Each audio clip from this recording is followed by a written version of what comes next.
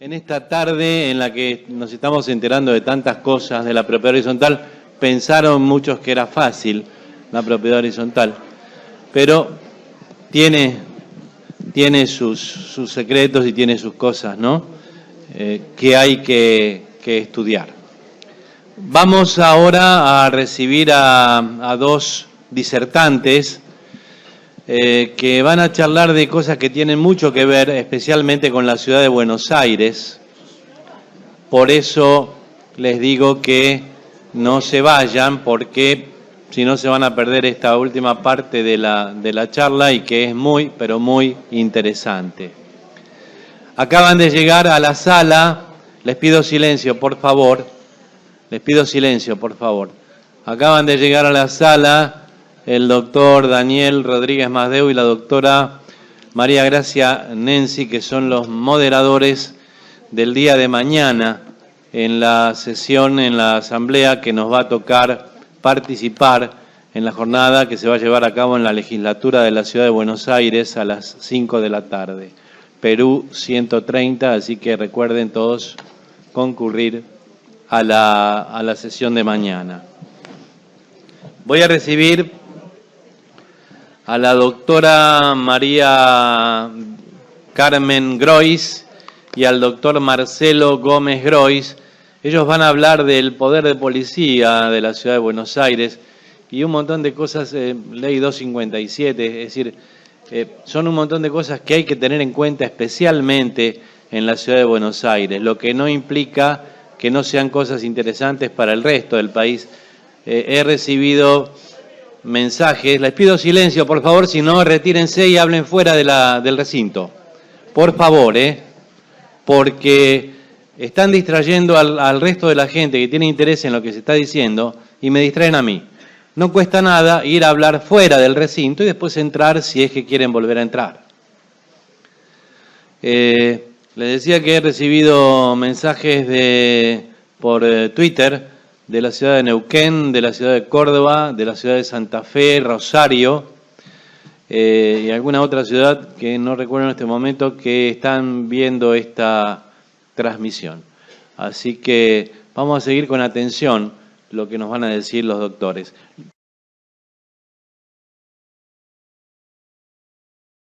Te pido, Alejandra, 2 minutos, la trayectoria de los doctores.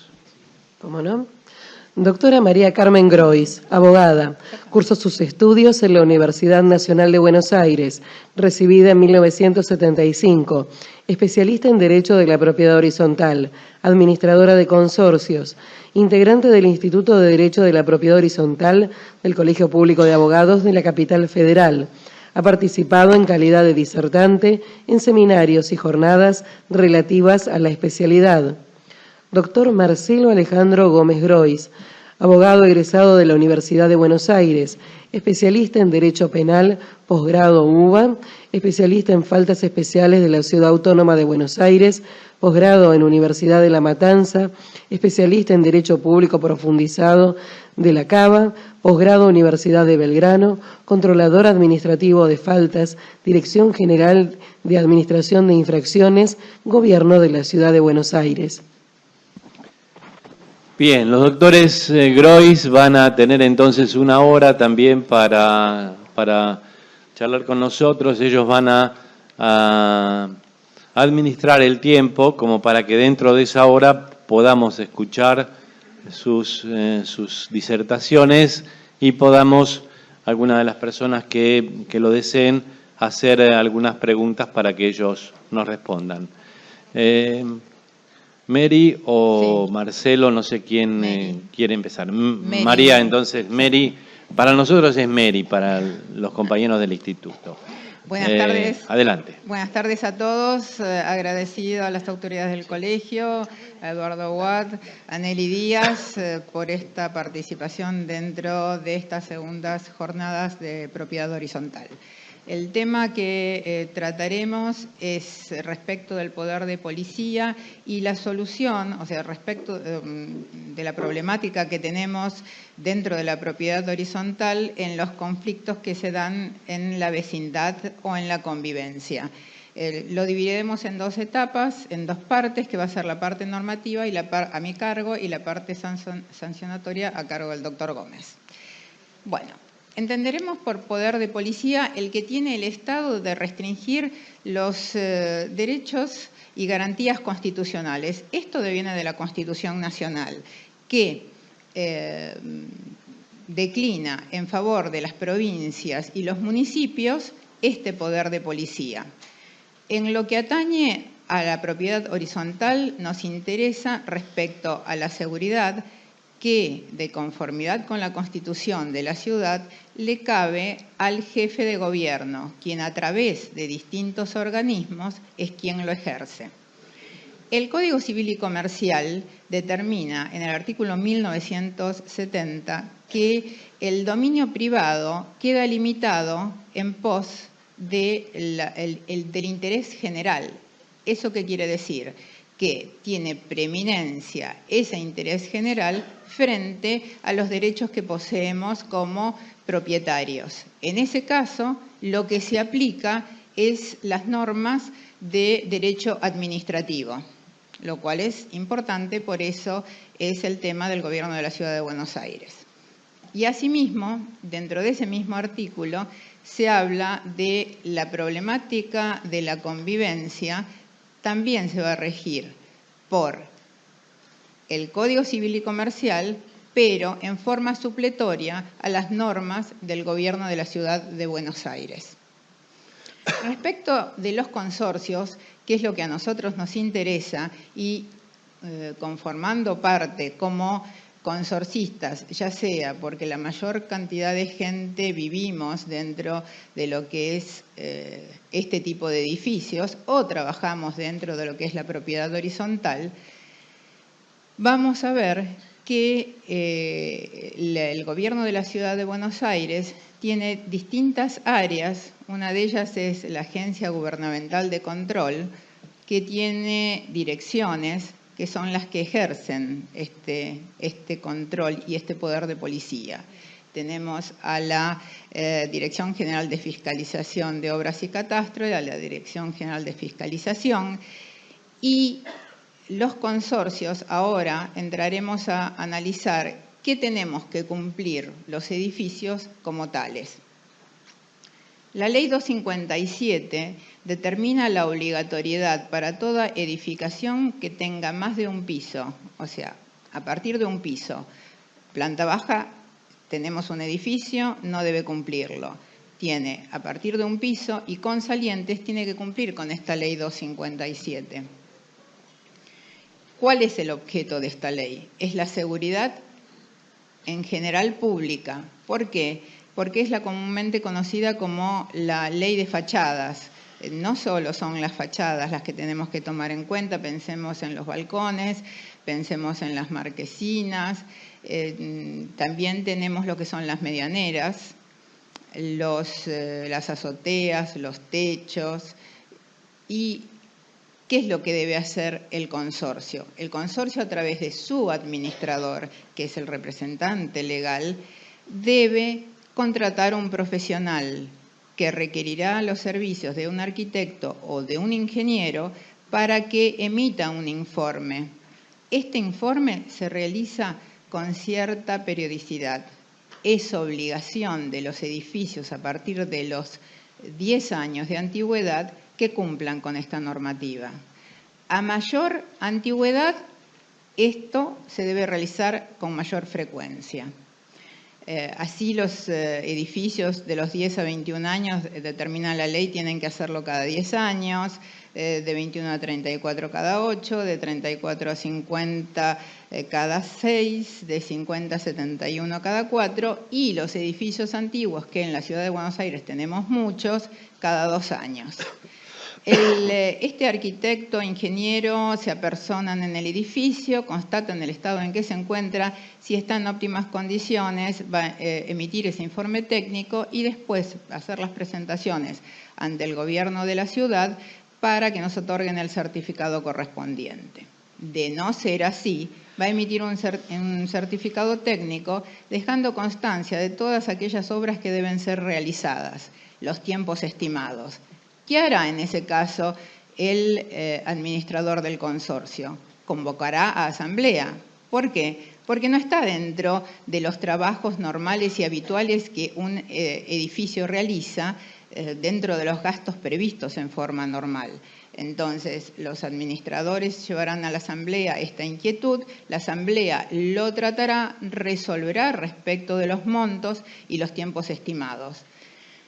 No nos olvidemos que habíamos dicho que el profesional actuante va a determinar el tiempo en el cual los trabajos deben ser realizados. Esto es importante porque en caso de que el consorcio, por cualquier motivo, no pueda cumplirlos, debe solicitar una prórroga, porque si no, el profesional se puede desvincular. Y si se desvincula, el gobierno de la Ciudad de Buenos Aires estará en conocimiento de que ese consorcio no está cumpliendo con sus obligaciones. Supongamos que se concluye todo, el profesional realiza la segunda inspección técnica y después se emite ese certificado que habíamos hablado que va a estar a disposición de las autoridades de esas dos direcciones que pueden realizar las fiscalizaciones y pueden solicitarlas en cualquier momento. Asimismo, hay una dirección muy importante, que es la Dirección General de Protección del Trabajo. Esta parte es referente a al medio en el cual desarrollan su actividad los encargados. Entonces, ¿qué es lo que realizarán de esta forma esta dirección? Esta dirección tiene las facultades por ley de fiscalización, control y sanción del actuar de ese consorcio. Pero en realidad lo que más le interesa es que los consorcios cumplan con la normativa. ¿Para qué? Para evitar accidentes o enfermedades. Quiere decir que si se los intima, se va a dar el cumplimiento a lo que les requerirá. Vamos a decir un ejemplo, los medios de salida no están señalizados o las escaleras no tienen antideslizantes, distintas cuestiones, la ropa de trabajo del encargado. Entonces, ¿qué quiere decir? Cumpliremos con esa intimación en caso de que la realicen y nos ahorraremos una problemática futura respecto de posibles, no el tema únicamente de multas, sino probabilidad de accidentes que puedan desarrollarse dentro del consorcio. Hay otra dirección, que es la Dirección General de Empleo. Esta es más restringida porque lo que se hace ante ella es el registro de lo que son los libros de remuneraciones, de órdenes y actualmente de horas extras. Eso, por supuesto, le cabe al administrador dentro de todas sus obligaciones. Y una muy, pero muy importante es la Ley 451, que es la que determina que los consorcios que tengan instalaciones fijas contra incendio deben estar registrados. ¿Y qué hace actualmente el gobierno de la Ciudad de Buenos Aires? Por un lado, tiene por la normativa, o sea, las obligaciones que proveen el servicio de mantenimiento o fabricación de elementos contra incendio tienen que estar registradas. Y entonces, piensen esto, por un lado son estas empresas que tienen que estar registradas y por el otro lado son los consorcios a través de sus administradores quienes tienen que a su vez también registrar el consorcio. Entonces, ¿qué es lo que hacen? Esta dirección de control, o sea, lo que es la Agencia Gubernamental de Control con sus direcciones, hace el entrecruzamiento de datos y es muy fácil de determinar quién está en condiciones y quién no lo está. Me olvidé algo importante respecto de la Ley 257. ¿Por qué todo esto que estamos conversando lo estamos tratando en estas jornadas?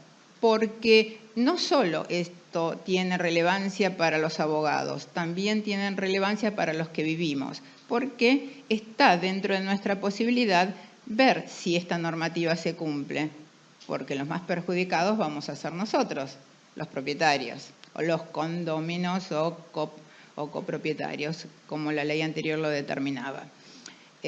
Respecto a este punto, cuando se hace una obra, disculpen que esto se me haya pasado, deben solicitar un aviso de obra. Este aviso de obra es importantísimo.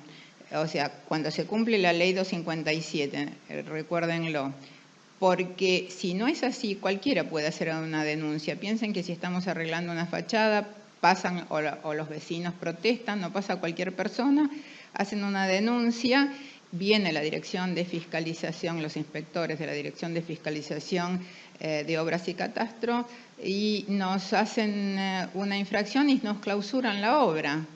¿Qué va a pasar con eso? No vamos a poder continuar. Y a su vez, si no vamos a poder continuar, tampoco vamos a poder dar cumplimiento con ese certificado de la Ley 257.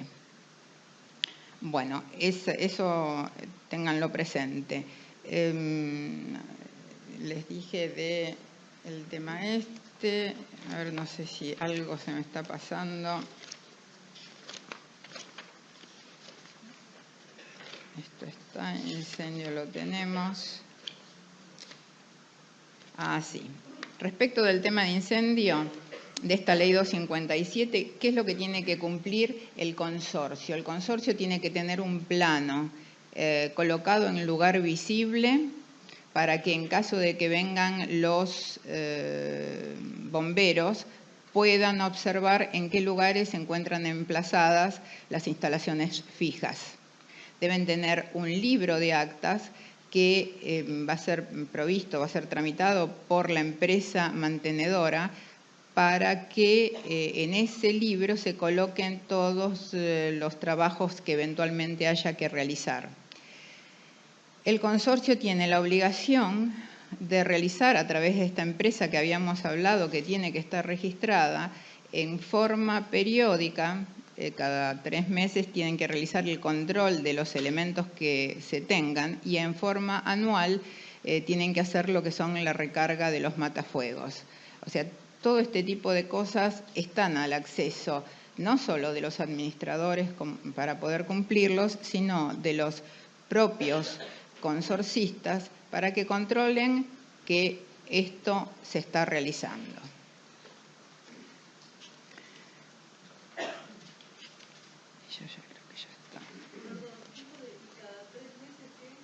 El control de los extinguidores, de los matafuegos. O sea, tienen que hacerse el control.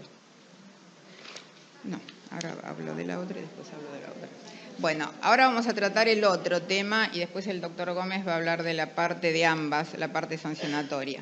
El otro tema que tenemos, esto también es muy importante. Yo conseguí para los propietarios, los que sean propietarios, de parte de la Fiscalía, después como para que puedan solicitarlo, acá unos folletines que dice, en caso de víctimas y de testigos. O sea, es una gacetilla, un folletín, donde ustedes pueden después ver cómo realizan la denuncia ante las fiscalías.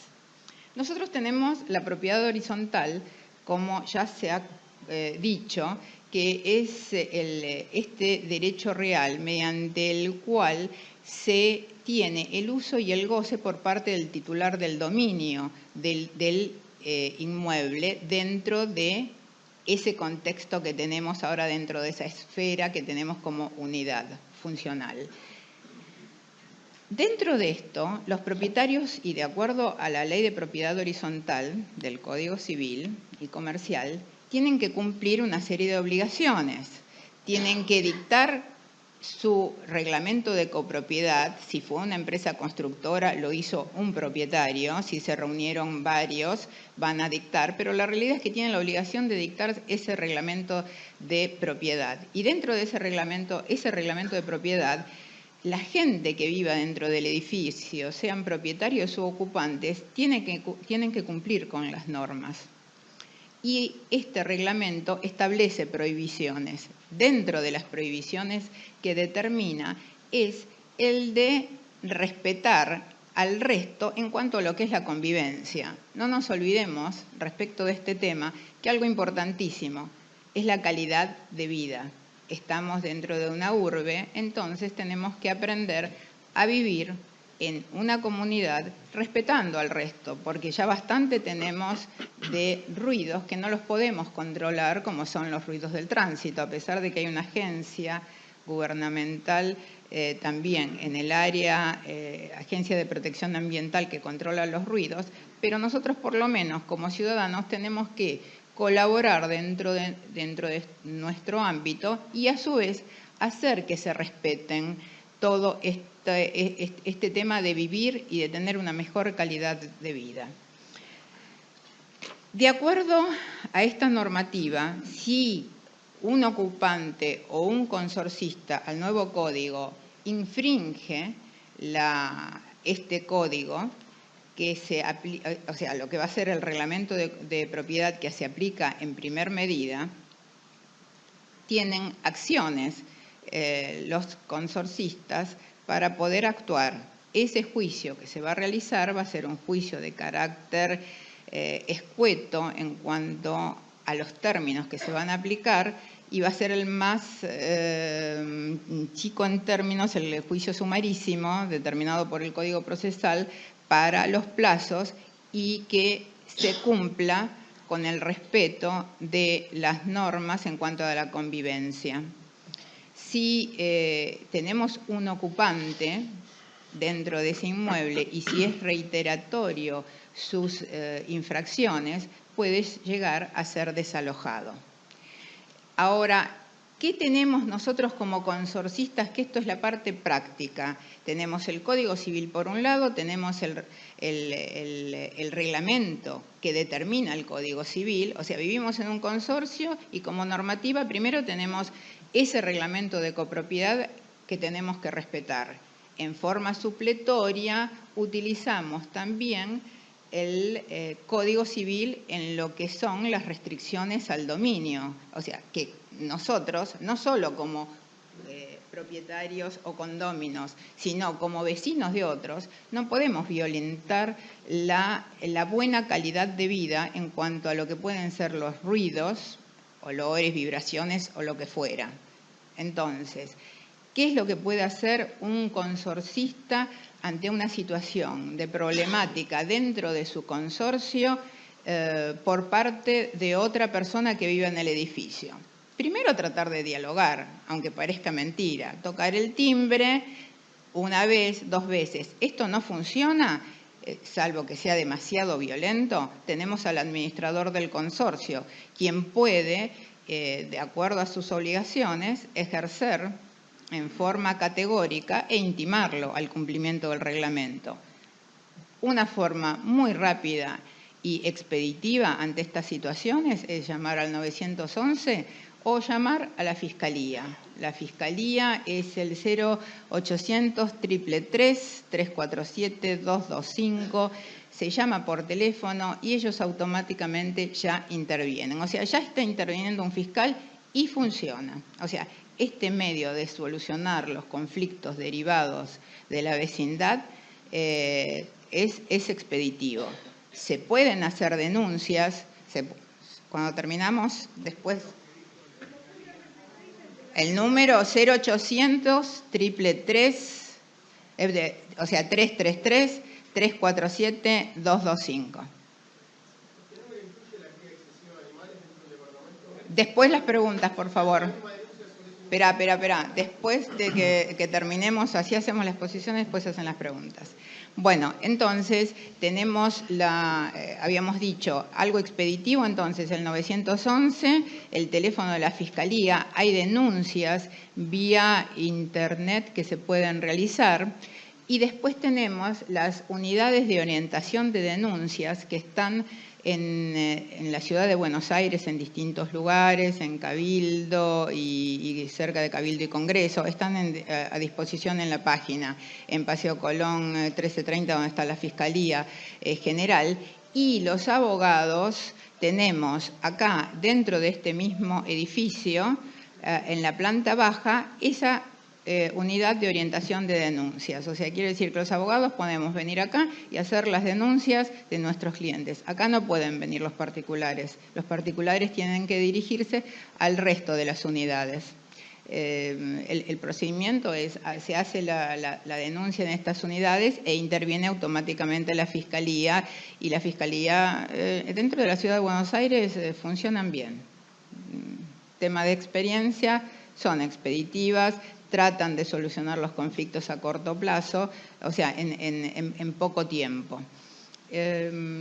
Después tenemos, bueno, es entablar un juicio. Si iniciamos una cuestión judicial, que era la que habíamos hablado a través de este juicio sumarísimo, por más de que sean juicios sumarísimos, todos los que somos abogados tenemos experiencia, que nada es a corto plazo. Entonces, tenemos que tratar de visualizar de qué otra forma y en forma rápida podemos solucionar este problema para los clientes. O sea, el público en general ya tiene ahora una idea de qué es lo que puede hacer en forma clara.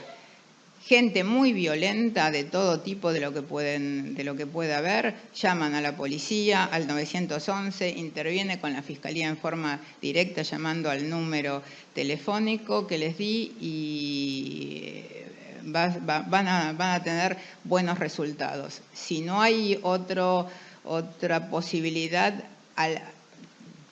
yo digo, como última instancia, recurramos a los juicios, porque no vamos a terminar nunca y la pobre gente va a seguir viviendo mal y no es el objeto.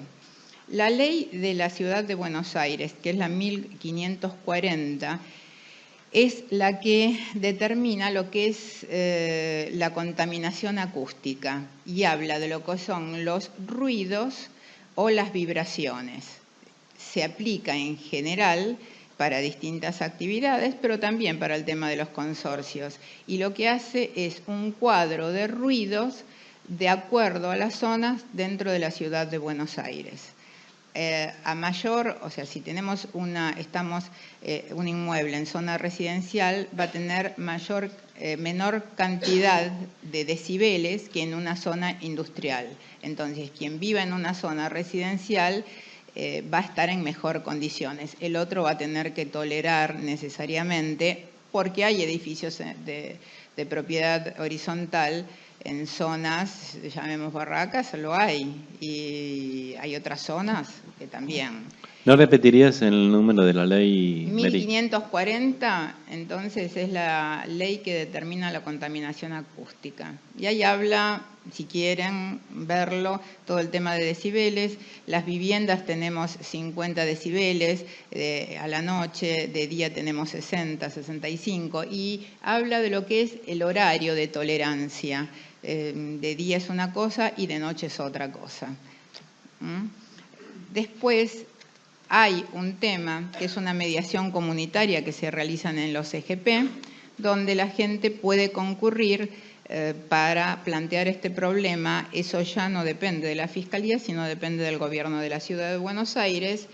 Y tenemos también el artículo 82 del Código Contravencional, que habla de lo que son los ruidos, o sea, ese tema de respetar el descanso de las personas que vivimos en la Ciudad de Buenos Aires.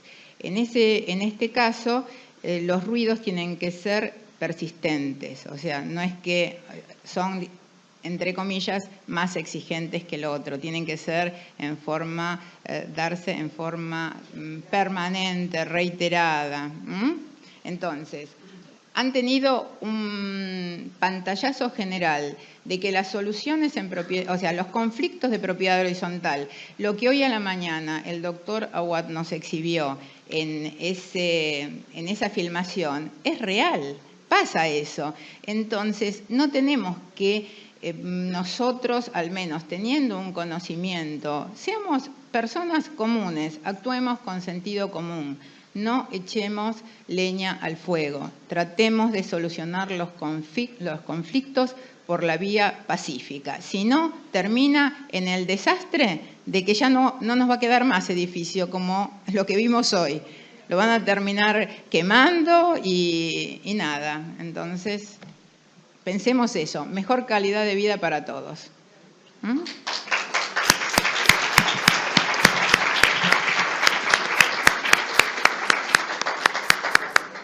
Doctor Marcelo Gómez Grois.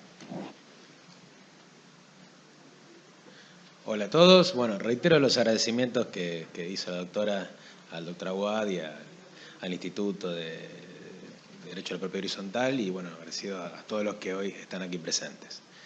Bueno, yo voy a hablar de la parte que, no sé, a mí no sé por qué me resulta interesante, porque es ya no es un problema entre particulares, sino es este cruce que se da siempre entre el Estado, en sus diferentes funciones, en especial la punitiva, y los particulares. Y las implicancias que tiene esto relacionadas con lo que es el derecho a la propiedad horizontal, los vecinos y obligaciones de los administradores. En general, reiterando un poco lo que dijo la doctora, lo que estamos hablando acá, a diferencia de lo que es otras ramas del derecho punitivo, estamos hablando del ejercicio del poder de policía. Poder de policía entendido como esta facultad que tiene el Estado de reglamentar estos derechos constitucionales, de trasladarse, de ejercer una actividad lícita, todas estas prerrogativas que tenemos, que foco y origen del Estado moderno liberal de derecho, no son absolutas, como todos sabemos, deben ser reglamentadas en pos de el bien común, y básicamente el poder de policía siempre se apoya en la idea de salvaguardar la seguridad, salubridad y moralidad. Esta es una definición que traje Gordillo porque es la definición tradicional. En la actualidad tiene objetos de discusiones si es una cuestión tan pura o tiene otras implicancias. Pero para lo que vamos a ver, esto es básicamente la idea central. Esta idea de poder de policía tiene fundamento constitucional, ahí tienen los artículos de la Constitución de la Ciudad de Buenos Aires, donde tiene fundamento, el artículo 46, el artículo 104, donde están las facultades del Poder Ejecutivo. Recordemos, la restricción de derechos tiene origen legislativo, solamente nosotros mismos, a través de nuestros representantes, podemos limitar nuestros derechos en base a el confronto de ideas que es propio de los ámbitos parlamentarios. No obstante eso, el ejercicio de este poder, que está regulado a través de leyes, y en todo caso puede haber delegaciones en el Poder Ejecutivo, pero que no alteren la esencia del poder de policía, lo ejerce el Poder Ejecutivo. Es una facultad concreta del jefe de gobierno que la delega en toda la estructura administrativa del Poder Ejecutivo de la ciudad. Esto lo tenemos en el artículo 104, incisos 11, 12, 21. Ahora bien, una cosa es la reglamentación de derechos, pero de aquí a pasar a sancionar al que incumpla algún tipo de estas reglamentaciones, tenemos un paso más todavía, y acá es lo que entra a jugar, es el concepto de ius punendi, que es el derecho de punición, el derecho de sanción que tiene el Estado, que Zaffaroni menciona que es una pulsión siempre natural a todo Estado de querer sancionar, y siempre vienen las reglamentaciones y los códigos a buscar un camino de limitar de algún modo ese derecho, darle un coto a esta pulsión entendida como en términos así psicológicos, ¿no? Esta voluntad de querer siempre ir por más, que tiene el Estado, algo natural de toda la historia, y siempre el derecho penal en general, y en particular el derecho de faltas, viene de algún modo como a regular, limitar y establecer criterios concretos en los cuales se puede aplicar o no se puede aplicar sanción. Siempre, a diferencia de lo que es el derecho penal, acá estamos hablando de sanciones frente a incumplimientos reglamentarios. Por eso hay toda una discusión en torno a si estamos hablando acá de bienes jurídicos o no hay bienes jurídicos. Hay una escuela que dice que solamente estamos hablando de que el bien jurídico es el ejercicio de la actividad administrativa del Estado. Bueno, yo digo que determinados derechos se ejercen de determinada manera. Bueno, la sanción vendrá ante el incumplimiento de estas reglamentaciones. Punto. Se acabó. No obstante eso, el Código de Faltas, que vale mencionar, es la ley 451. Hay una pequeña mención ahí como para que tengan un poco de idea del universo inmenso que tiene. El Código Penal hasta hace poco tenía 302 artículos, ahora tiene un poco más, no me acuerdo exactamente, pero son 310 artículos. El Código de Faltas de la ciudad tiene un total aproximado de 366 artículos, a su vez cada uno que contienen un montón de hipótesis sancionatorias distintas. A su vez, tiene una estructura de tipos abiertos. ¿Esto qué quiere decir? Que las definiciones legales que establece cada una de estas tipologías deben ser necesariamente completados con cada una de las reglamentaciones puntuales que se encuentran en otros ámbitos normativos del derecho regulatorio de la ciudad. Por ejemplo, hay toda una primera sección de bromatología, pues habrá que ver si cada una de las tipificaciones tienen que ver con incumplimientos al código alimentario, hay otra parte que tiene que ver con actividades constructivas, habrá que ver si hay incumplimiento al código de edificación, hay otra parte que tiene que ver con actividades de comercio, habrá que ver el código de habilitaciones, es una cuestión muy compleja. Entonces, En el ámbito que estamos hablando, para que tengan presente bien cuáles son los ámbitos normativos, estamos hablando de la Ley 451, que es el Código de Faltas de la Ciudad de Buenos Aires, lo pueden chequear en www.cedom.gov.ar, que es el sitio de documentación de la legislatura de la ciudad. Esta ley, mejor dicho, en el anexo de la Ley 451, contempla las diferentes hipótesis que después vamos a analizar casuísticas concretas para el caso de los consorcios. Y después la aplicación, una vez que el poder de policía está ejercido en su función pura por parte de los órganos de control sobre este particular, estábamos viendo, por ejemplo, estos son los órganos de control que están centralizados en la Agencia Gubernamental de Control. Esto se encuentra en Perón, entre Ecuador y Boulogne-sur-Mer. En lo que acá nos importa, podemos ver la Dirección de Fiscalización y Control, que se encarga de la seguridad de los locales en general y también de los consorcios, o la DGFICO, que es la Dirección General de Fiscalización y Control de Obras, que esto tiene que ver con lo que hablamos de la Ley 257. Cualquier tipo de obra, si bien requiere una aprobación de planos y demás, que eso se realiza en otra dirección, que se llama DGROC, Dirección de Registro de Obras y Catastro. Después el órgano que fiscaliza, que va a ir a la obra, que ante cualquier denuncia se va a presentar y va a realizar las inspecciones del caso, se llama DGFICO. Esto se encuentra en ese edificio. Pasada esta primera etapa de inspección, se activa inmediatamente ante la constatación de una presunta infracción a las reglamentaciones, se le abre un acta de comprobación, que esto sería el puntapié inicial del procedimiento de faltas. Todo este procedimiento está regulado en lo que sería, como tenemos la ley sustantiva, ley 451, tenemos la ley adjetiva, que es la ley de procedimiento de faltas, ley 1217, que en líneas generales regula dos etapas principales, diríamos que en realidad hay una tercera, pero las etapas principales son la etapa administrativa, la etapa judicial, que a su vez tiene una etapa recursiva. ¿Está? La etapa administrativa comienza con la llegada del acta de comprobación, que tiene que reunir un decálogo de requisitos contemplados en el artículo 3 de la ley 1217, cuyo cumplimiento dará lugar a una presunción de validez iuris tantum de este documento público, el acta de comprobación, acerca de la, no solamente validez, sino de la comisión de la infracción enrostrada. Ese es el juego armónico de los artículos 3 y 5 de la ley de faltas. Se citará al administrado, el administrado tendrá que presentarse, se le dará oportunidad conforme al artículo 18 de formular descargo y después resolverá el controlador administrativo de faltas conforme a las prerrogativas que tiene, que puede ser archivar, declarar defectos formales o de sancionar conforme a las tipologías de la ley 451. Frente a esto, el administrado, y solamente el administrado, puede pedir que pasen las actuaciones a la justicia penal, contravencional y de faltas de la ciudad. Yo anoté ahí Gerialef, esto es un fallo del Tribunal Superior de Justicia, que ha dado mucha tela de cortar porque tiene cada voto, dice algo medio distinto y no queda bien en claro cuál es en realidad la posición conjunta del tribunal. Lo que se discutía en Gerialef era si estas dos etapas eran la etapa judicial y una etapa recursiva de la administrativa. Entendido esto en los términos del Código Contencioso Administrativo y Tributario o de la Ley de Procedimiento Administrativo, el decreto 1510/97. Lo cierto es que Gerialef, si bien cada magistrado del Tribunal Superior con sus particularidades dejó bien en claro que se tratan de dos etapas totalmente diferenciadas, que no tiene, en consecuencia no tiene vigencia el conocido principio del derecho penal como que se llama reformatio impeius, pero sí que no puede existir en la etapa judicial una sorpresa a la defensa, o sea, no puede existir un cambio de calificación o un cambio de sanción que afecte a la defensa y le imposibilite de haberse defendido. Esto es más o menos el concepto en líneas generales. Entonces, no estamos hablando de recursos, sino de una etapa administrativa pura en la cual la resolución administrativa hace cuestión definitiva en esa instancia y la única herramienta que le queda al administrado es activar la etapa judicial, donde se realiza un proceso como si fuera un minijuicio penal, con una audiencia oral, producción de pruebas y demás.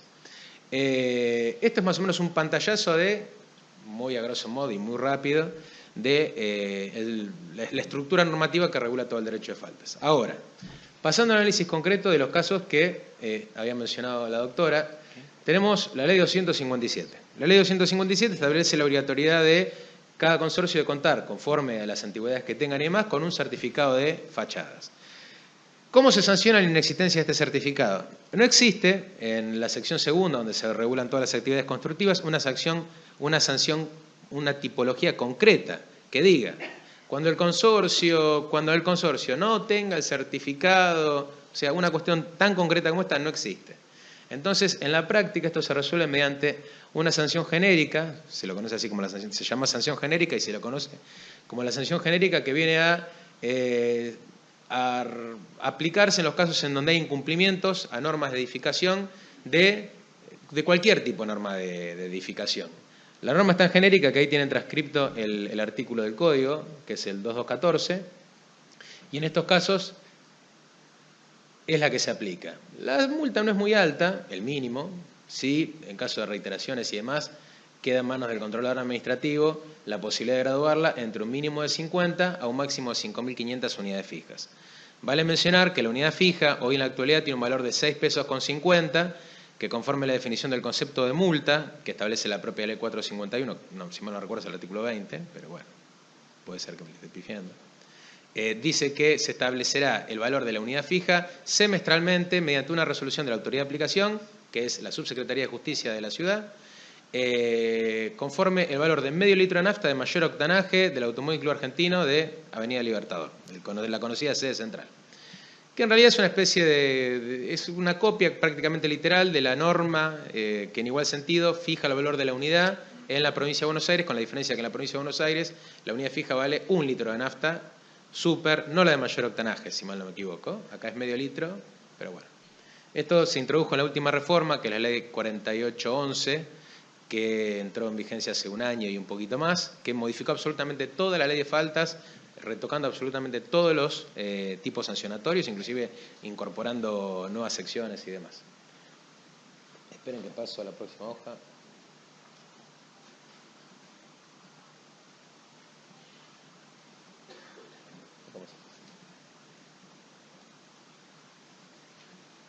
Bueno, otras cuestiones que pueden ocurrir relativas a la ley 257. Como había mencionado la doctora, no solamente puede ser sancionado en sí no tener el certificado, sino que al realizar los procedimientos que hay que realizar de mejoras y demás, no se cumplan con los procedimientos administrativos que hay que realizar. Y acá es donde realmente el tema se pone escabroso en términos de valores. En los casos de permiso y planos de obra, si no fuera realizado el aviso de obra y demás, los montos sancionatorios arrancan en 1.400 unidades fijas y pueden elevarse hasta 171.000, con lo cual estamos hablando de montos muy altos.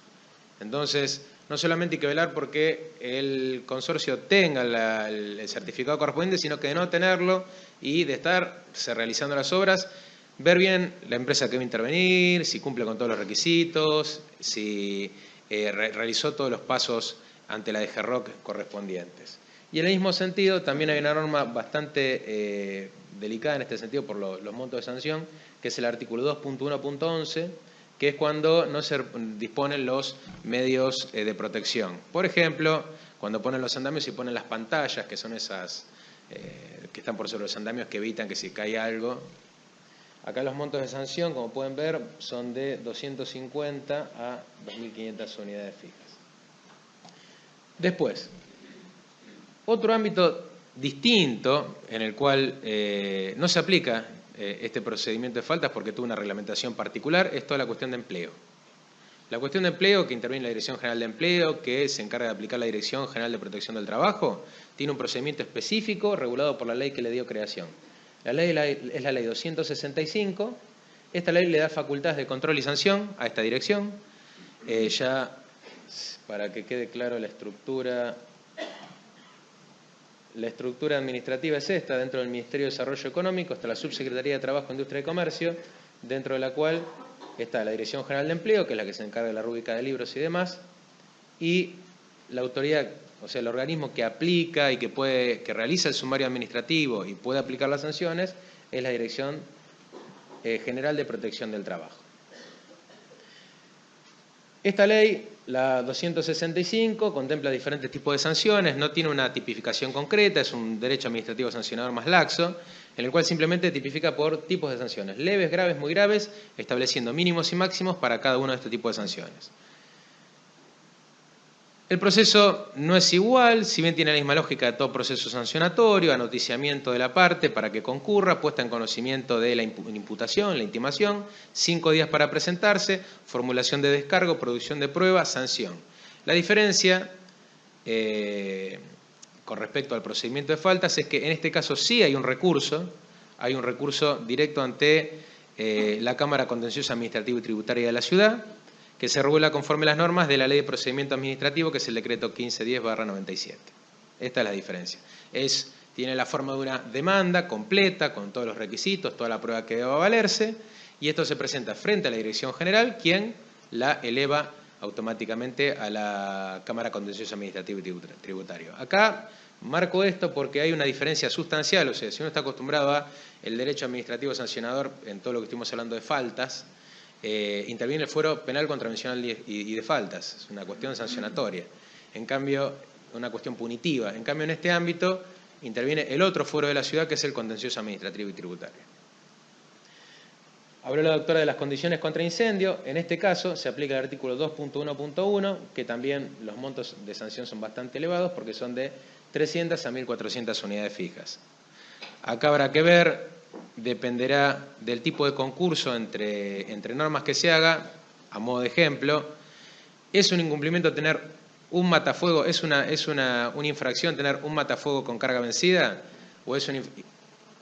¿Y es la misma infracción tener 3 matafuegos con carga vencida, o son 3 infracciones distintas que se concursan idealmente, o hay un concurso real de 3 infracciones? Esto es relevante porque en faltas, la ley 451 se contempla los concursos ideales, ¿qué implica un concurso ideal? Similar a como es en penal, o un concurso real de faltas. Un concurso real es distintos tipos de infracciones, se suma aritméticamente cada uno de los montos de infracción.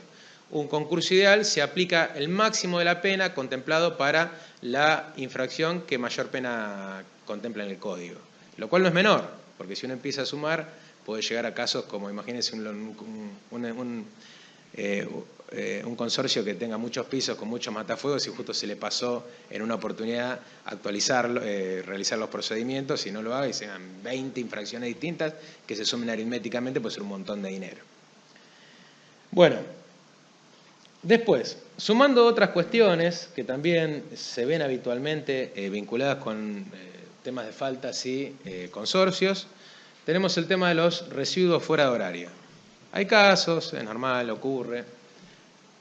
Son como olas, hay olas que hay políticas de, bueno, vamos por el tema de la basura fuera de lugar, los horarios y demás.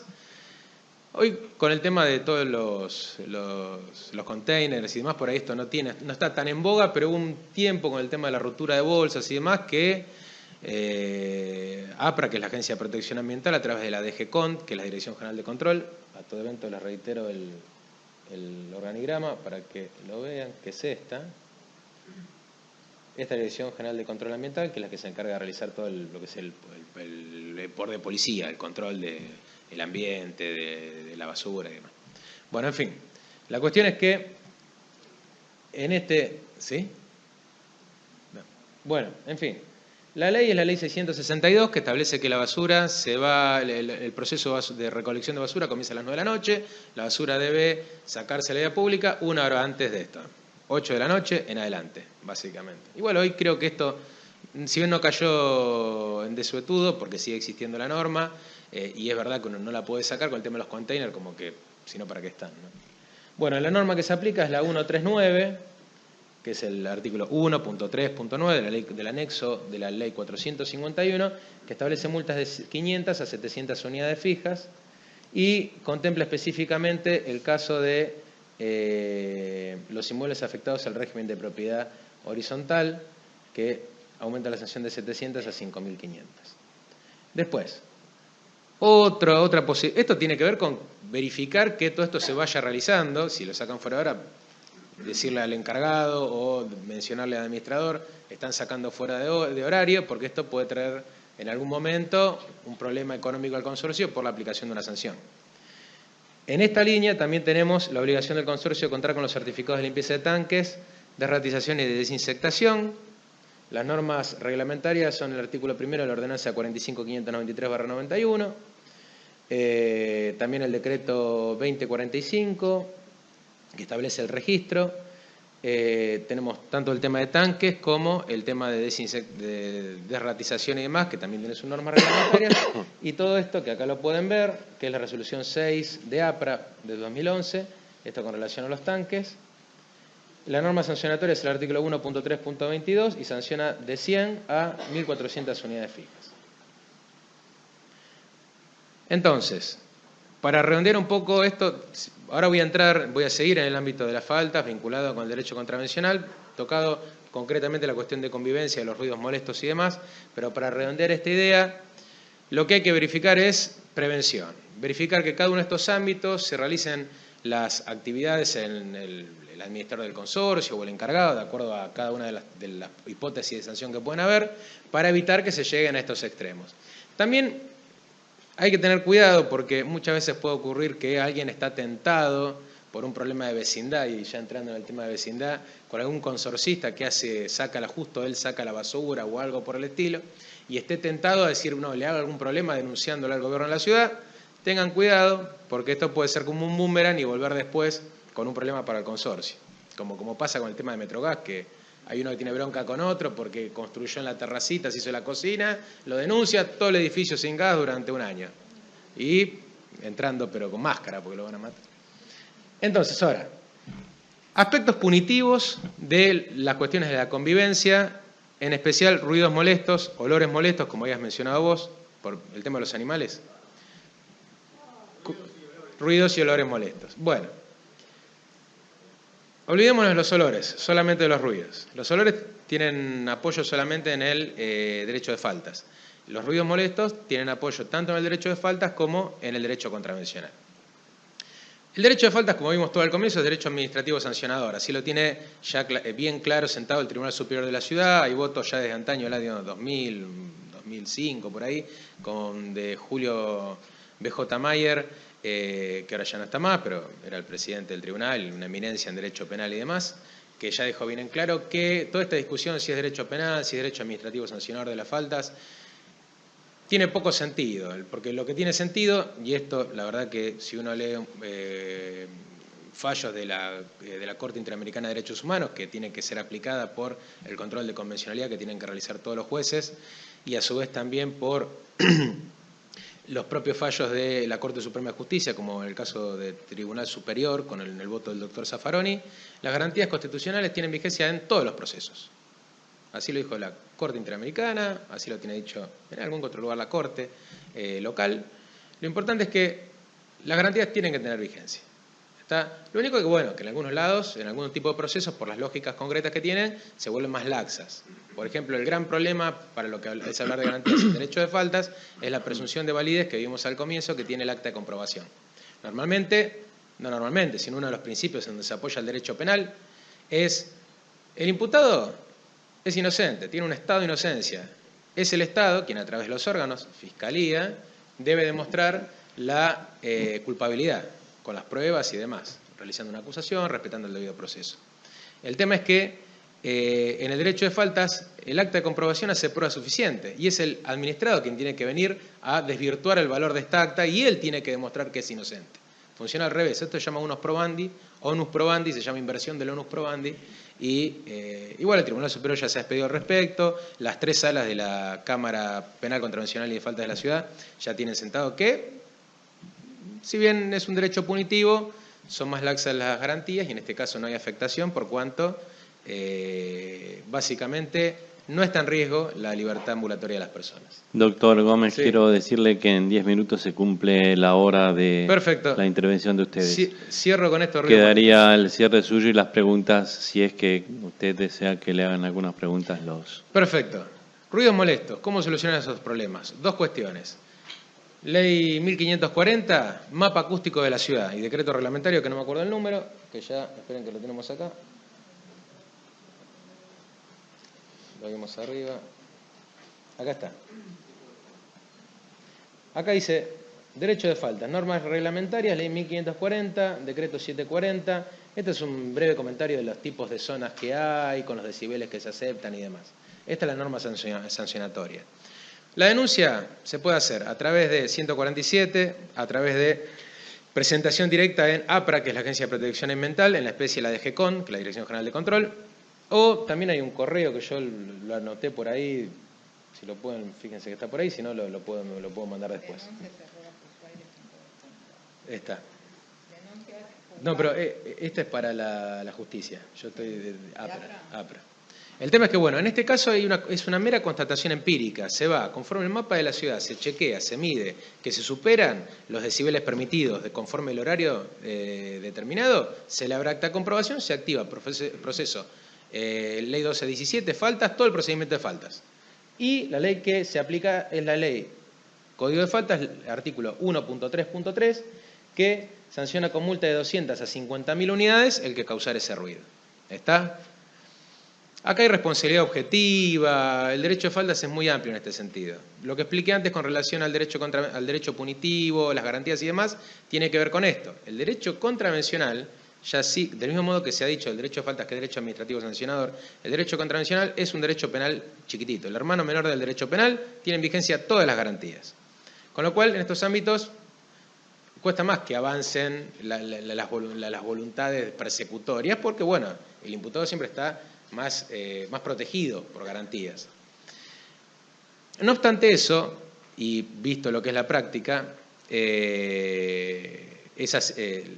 la función de la Fiscalía, o sea, ya la amenaza punitiva en casos de vecindad y la convocatoria de una Fiscalía penal contravencional y de faltas hace que las partes, la parte que está haciendo el ruido ya cambie su forma de pensar y modifiquen esas conductas molestas en los consorcios. Si bien se puede llegar a una condena vía un avenimiento, que es un reconocimiento específico, o con un juicio demostrado que había ruidos molestos, valga la mención, del mismo modo que en el caso de faltas es una constatación empírica de los decibeles, en el caso de la contravención es una cuestión mucho más subjetiva, porque el ruido tiene que ser molesto para la persona que lo denuncia, y la molestia se relaciona a tres elementos descriptivos del tipo, que es el volumen, la reiteración o la persistencia. Ya bien en claro fue el Tribunal Superior de Justicia en el precedente Iwan en la materia, que dejó bien en claro cómo se separan las aguas entre faltas y contravenciones. En la práctica, si bien se puede llegar a una solución, a una sentencia condenatoria por el juicio realizado o el avenimiento, lo cierto es que existen otros medios, que puede ser o la mediación contravencional, regulada en el artículo 41 del Código Contravencional, o puede también aplicarse la suspensión del juicio a prueba, también conocida como probation, regulada en el artículo 45 del Código Contravencional, ley 1472. Tanto uno como otro, a su vez, y también teniendo en cuenta lo que puede llegar a ocurrir en el caso de una sentencia, siempre van atados a obligaciones accesorias. Con lo cual, en una mediación, tanto sea por un acuerdo mediatizado por un mediador, o la autocomposición, nos ponemos de acuerdo que vas a hacer tal cosa, vas a insonorizar, eso se va a mostrar en el expediente y demás. O siendo condenado, porque la condena no es a insonorizar, la condena es a multa o tantos días de arresto. Entonces, el tema acá es, todo esto va igual siempre atado a obligaciones accesorias de insonorización, de cese en los ruidos molestos y demás. Con lo cual, funciona tanto si alguien quiere llegar hasta las últimas consecuencias o a través de estas soluciones alternativas al conflicto contravencional, que pueden ser la mediación y la suspensión del juicio a prueba. Ruidos molestos, olores molestos.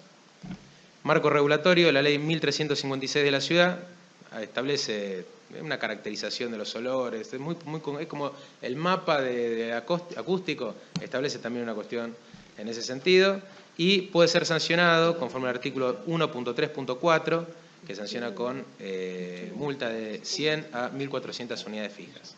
¿Está? Solamente faltas eso. El tema de ruidos, tengamos presente esto.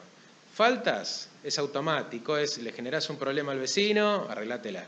Y no podés manejarlo vos, porque se activa el proceso de faltas, en el proceso de faltas el ciudadano no es parte. contravencional, si bien hay un tema de garantías que protegen al imputado, al acusado. No obstante eso, también hace unos años se incorporó la figura del querellante al procedimiento de faltas que antes no existía, y a través de estos procesos alternativos, mediación, probation y demás, siempre existe la posibilidad de intervenir como víctimas de esa posible contravención para tratar de hacerla cesar, que al fin y al cabo es lo que importa. Nadie quiere que a uno lo cuelguen en la Plaza de Mayo, sino no me molestes más, quiero vivir en paz y tranquilo. Bueno, esto es, a grosso modo, más o menos todo el marco regulatorio del aspecto punitivo. Gracias.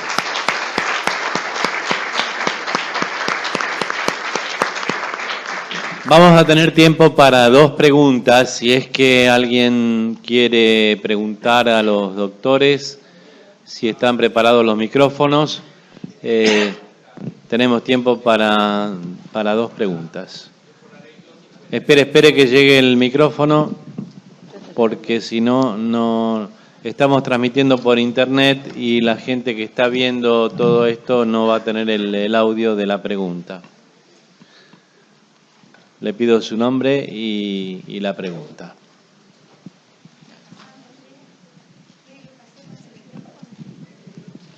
No llega. Están pasando para que llegue. Para que llegue al... Sí, buenas tardes. Buenas tardes. Mi nombre es Daniel Kestelboim y quería consultar que cuando en un tema de la ley 257 el arquitecto nos dice que tenemos que hacer ciertos cumplimientos de hacer trabajos en el frente, y para hacer esos trabajos en el frente, hasta que el arquitecto le avisa a la administración, hasta que la administración consigue los presupuestos, hasta que se hace la asamblea, ahora estamos pidiendo el aviso de obra, hace más de 60 días que no sale y tenemos los plazos vencidos. ¿Cómo es esto que la municipalidad nos intima o nos obliga a hacer algo y por el aviso de obra no podemos cumplir? No, lo que tienen que hacer en ese caso es cuando un consorcio tiene una intimación por una inspección realizada, tienen que presentarse ante la DGFICO, o sea, ante la Dirección General de Fiscalización de Obras, y solicitar una prórroga con la presentación de que han iniciado el aviso de obra. O sea, el aviso de obra lleva un proceso, su realización, y que no es inmediato. O sea, hay una serie de certificados que hay que solicitar. Entonces, en este caso también pasa. O sea, en general todas las direcciones de fiscalización de todas las áreas del gobierno de la Ciudad de Buenos Aires, lo que pretenden es que se adecúen a la normativa. Entonces, lo que hacen la presentación mediante una nota solicitándoles la prórroga para el cumplimiento y que se han iniciado los trabajos a los fines de el requerimiento que efectuaron. Ustedes ya han iniciado.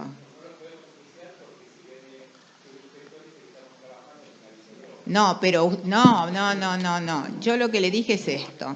Ustedes presentan por un lado y piden un aviso de obra. Ese es un expediente administrativo. Por el otro lado, ustedes tuvieron una inspección en donde les solicitaban el cumplimiento de la ley 257.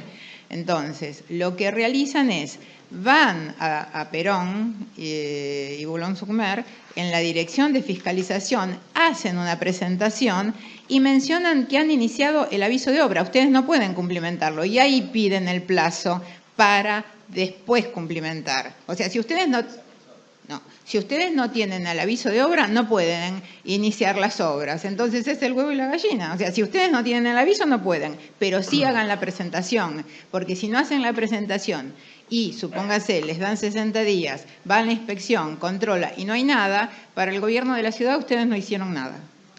Es decir que a mí realmente esto me molesta bastante, porque me da la impresión de que al gobierno de la ciudad lo único que le importa es que se presente el trámite, se haga el trámite y no le importa que se caiga un balcón y mate a una persona, como sucedió tantas veces en la ciudad.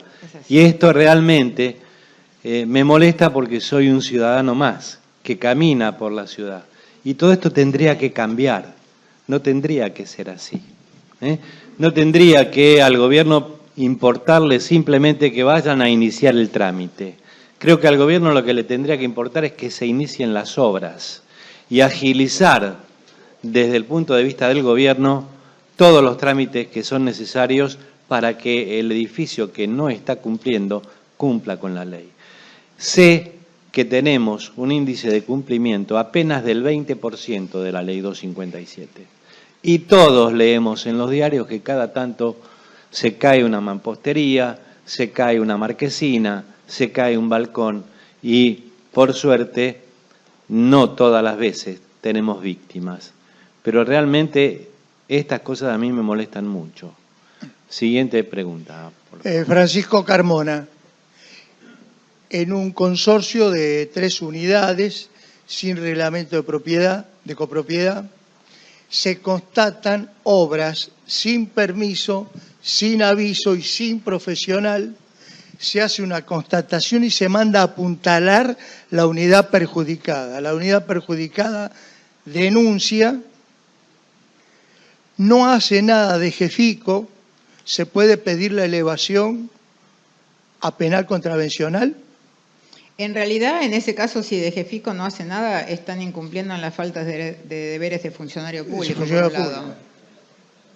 Claro, pero, Sí, pero si no, yo no pido la elevación... Dos no minutos. Perdón. El caso que usted está mencionando es, es un consorcio de 3 unidades que en una de ellas hicieron una ampliación sobre, o sea, hicieron un piso arriba, sin autorización.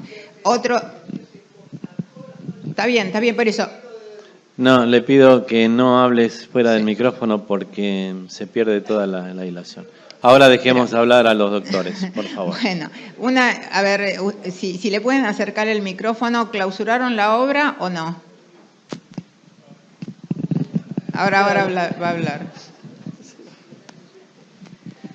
La obra la clausuraron, Sí. la obra continuó, se hicieron sucesivas inspecciones ordenándose la suspensión y de Jefico no hizo nada. Incumplimiento de los deberes de funcionario público. Ahora, si yo no pido el pase, no pido la elevación, no configuro el incumplimiento. El tema es así. Sí, las autoridades que llevan a cabo el ejercicio del poder de policía tienen la potestad de clausurar. Habría que ver exactamente el artículo, todo, pero yo me acuerdo de uno que está en el Código de Habilitaciones y Permisos, en un artículo que dice que puede clausurar. Ahí está el sustento administrativo del funcionario. Después, esa clausura ingresa en el proceso de faltas y el controlador administrativo de faltas tiene que ratificarla o no. Notifica esa clausura y la parte administrada tiene la posibilidad de cuestionarla, esa disposición, y pedir el pase a la justicia de ese rechazo del levantamiento de clausura. ¿Está? Ahora bien, usted, el problema es que es un vecino, no es usted. Perdón, Sí, la víctima para. es la que inicia la denuncia. Y el que hace la obra no presta ni conformidad a las clausuras. Por eso, entonces, es así. El tema es que la víctima es el otro El que está abajo. El que está abajo, perfecto. La administración puede disponer una clausura. No hay casos inclusive en que ya no la administración, sino la Fiscalía de la ciudad, y ahora le voy a explicar cuál es el juego entre Fiscalía, Administración y demás en este caso, ha llegado a poner una consigna policial en la puerta de comercios donde sistemáticamente se violaban clausuras administrativas. El tema es así, la clausura es una disposición de la administración, ratificada por un controlador que también es parte de la administración. Ahora bien, ni siquiera tiene facultad la administración, en general, de disponer una fuerza pública ahí para que esté en la puerta. Ya hay una manda suficiente que quien ejerce la administración de la ciudad, de que eso no se haga. Es una manda, una orden, que no se realice actividad ni constructiva, eso es una clausura, punto. Si alguien sigue realizando la actividad constructiva, ocurre algo que ya no es una falta, sino que es una contravención que se llama violación de clausura. Como es una contravención, ya se activa otro procedimiento distinto, que era lo que vimos hace un rato, que es la Ley de Procedimiento Administrativo y la Ley de Procedimiento Contravencional, que es la ley número 10, si mal no me equivoco, siempre me confundo entre la 10 y la 12, que era el viejo Código de Convivencia, el viejo Código Contravencional. Y se aplica la contravención de violación de clausura. En estos casos interviene un fiscal y ha ocurrido muchas veces, lo he visto más que todo en actividades de comercio, de nocturnidad, el típico bar que lo clausuran porque hay gente bailando y igualmente al otro fin de semana abre igual y no le levantaron todavía la clausura y otra vez. Entonces es como que hay una anomia respecto del cumplimiento de esa medida, de esa orden, que la única forma de hacerlo es con una imposición física de la manda, que es dispóngase una consigna policial en la puerta de tal lugar, o la otra que hacen, te estoy hablando de comercio, ustedes van y le sacan todas las cosas con las cuales puede hacer ruido, o sea, puede realizar la actividad. Le sacan los equipos de música, los parlantes, parte de la barra, caja registradora, entonces no puede realizar la actividad. Lo que se podía pedir en ese caso es a la Fiscalía Interviniente que de algún modo vea si puede realizar consigna policial o que se lleven las herramientas de trabajo o no sé. La obra está terminada. Eso se llama teoría del hecho consumado. Claro. Es muy habitual que los administrados lo que hagan es actúen bajo el hecho consumado. Claro. La pregunta es... Pido la elevación a penal y contravencional. Una consulta. A ver. Para pedir pases a la justicia y demás hay plazos. Habría que ver qué resoluciones fueron tomadas, qué plazo transcurrieron. Igual hay dos resoluciones nada más. O si usted pidió el levantamiento de una clausura y le dicen que no, ahí no está establecido ni siquiera el plazo Le exacto. diría Yo que estoy por la consulte a su abogado de confianza. O hay... Gracias, doctor Gómez. Gracias, doctora Grois.